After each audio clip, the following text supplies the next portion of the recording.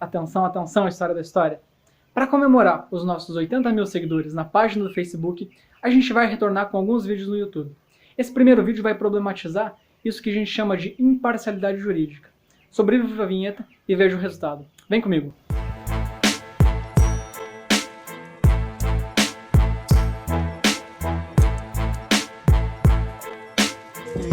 Dois, ai, ninguém se mexe. Na história, o conceito de mito é utilizado para definir um conjunto de histórias e lendas que pertenciam ou pertencem ao imaginário de uma civilização, seja antiga, como a grega, ou atual, como as indígenas. Suas explicações geralmente apelam para as causas sobrenaturais dos acontecimentos. Na Grécia Antiga, a explicação mitológica dos acontecimentos foi contraposta pela filosofia. Mas, ao contrário dos gregos, não desconstruiremos os mitos somente através da filosofia, mas também com a história.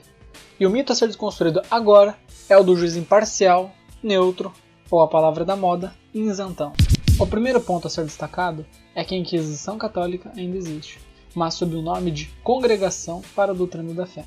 Ela não pode mais torturar e matar pessoas como antigamente, mas pode excomungar, como fez Joseph Ratzinger com Leonardo Boff, por julgar a teologia da libertação uma teoria marxista.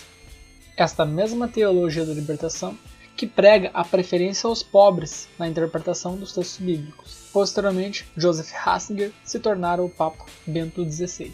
O segundo ponto é sobre o processo inquisitorial, constituído num sistema jurídico para combater os hereges, isto é, aqueles que tinham uma interpretação da Bíblia diferente da oficial católica.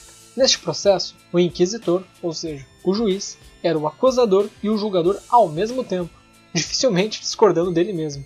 As supostas provas de heresia eram mantidas em segredo do acusado e ele era torturado até confessar o que o inquisitor queria, sem saber o motivo pelo qual estava sendo interrogado.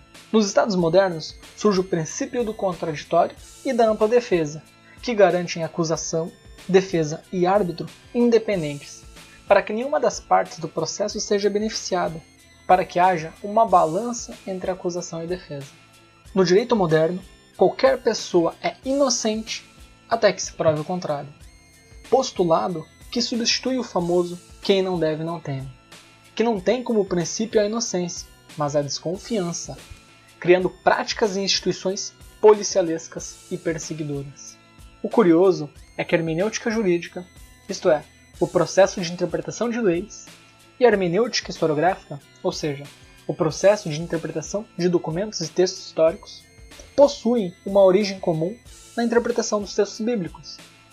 Mas os juristas procuraram se distanciar dos historiadores a partir do século XIX, mantendo o ideal de neutralidade, enquanto os historiadores reivindicaram a subjetividade no próprio ofício. Apesar dos juízes verem-se como imparciais, as discussões sobre neurociência, história, sociologia e antropologia apontam que as escolhas de um sujeito são produtos de sua vivência em sociedade. Se as vivências são outras, as escolhas são outras.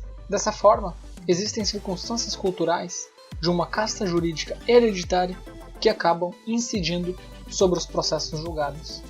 Seria conveniente, para a manutenção do poder e da hierarquia social, os juízes não virem a público, não terem Twitter, não tomarem partido das discussões políticas para dar sensação de neutralidade e funcionamento da justiça. A publicidade de juízes como Moro, Bretas, Barroso e Gilmar tornam evidentes o quão subjetivo eles são. No caso do Moro, as mensagens publicadas pelo site The Intercept revelam algo mais. Não é somente subjetividade, mas crime ao agir com dolo, ao agir como acusação. Agora muitos entenderão o porquê Teori Zavascki, o juiz do STF responsável pela Lava Jato, falecido em um misterioso acidente de avião, chamou os métodos de Moro de medievais.